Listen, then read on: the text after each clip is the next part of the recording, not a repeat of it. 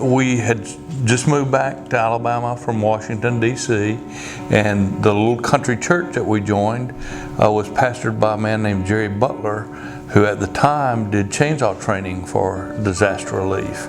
And so he got us involved at that time, and it was just, such a great opportunity, and it was just meant to be, the way I look at it, to be in such a small church and to have someone like Jerry Butler there with his experience and background.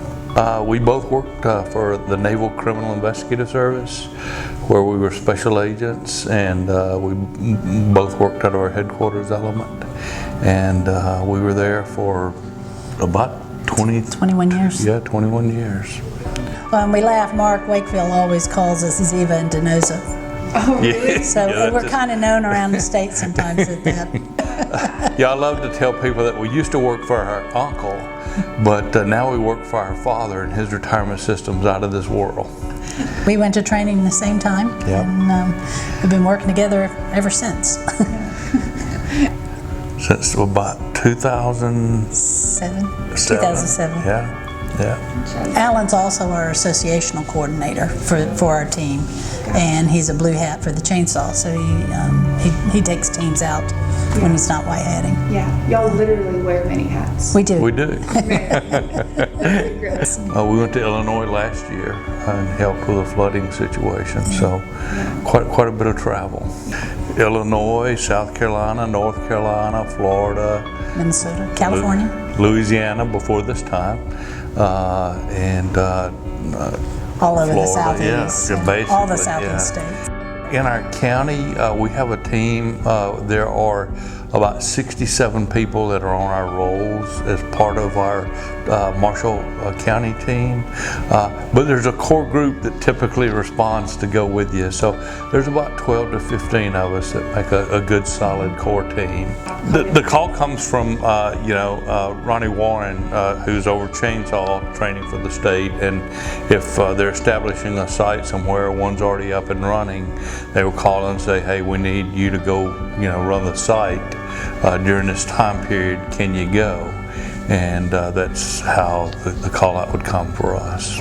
But when we come out, a lot of times they'll divide us up, and one will be a white hat, one will be the blue hat, and so this trip I'm the blue hat, Al's the white hat. Went to Moore, Oklahoma after the tornadoes that hit the school there, and I was working at the school, and there was this young lady, she's probably about 10 years old, and she was looking, the school had already been torn down, and this was just a week or two after the tornado, and she was looking at the school, and you could just see the dejection, and I went and put my hand on her shoulder and just started talking with her. And it ended up, she was suffering from survivor's guilt because her friend was killed and she was not. She was not at school that day.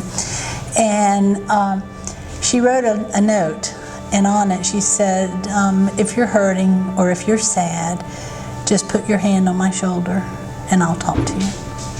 And so it was impactful that she needed, we overlook sometimes the children, and she needed someone to talk to, and to be able to put my hand on her shoulder and to listen to her and have her tears, and knowing that helped her on her healing process just struck me in my heart. And I'll never forget this lady. Her name was Lauren, and she'll follow me all the rest of my life. They had already set up a memorial there at the school, and people would come up and put flowers and cards on the fence that was there, and they had someone that would make up T-shirts, and she actually had a T-shirt made up that said that on the back of it. We're talking about Love More, and she wrote that out on her T-shirt about touching on the shoulder, and I'll talk to you. So.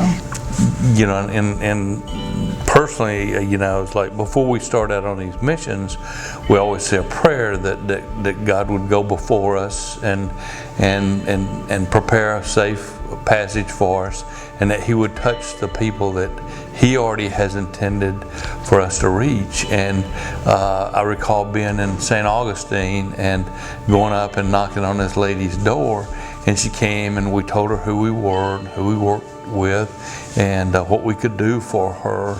And she broke down in tears and said, I've been praying to God that He would send somebody to help me.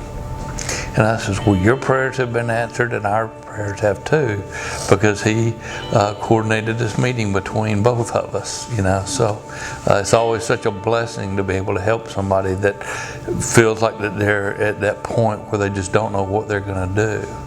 And that's one of the things that I love about this mission, is being able to show and share the love of Christ. Yeah.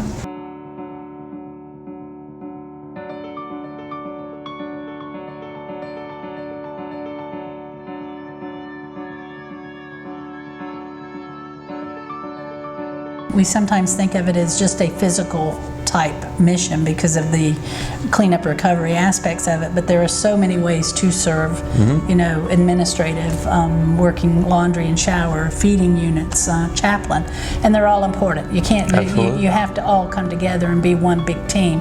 So there's not anyone that's any more important than the next person when we come out and do these missions. If we didn't have the feeding teams and the shower and laundry units to support us while we're here, then that makes it that much harder. Absolutely. So if you have the willingness, there's a place for you. It's a great mission, and you get more of a personal blessing out of it, I always believe, than what you're actually doing for someone else.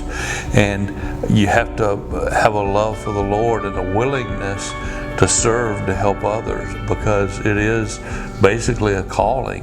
If you don't have the right spiritual attitude and the right heart, then you're not going to be successful at it.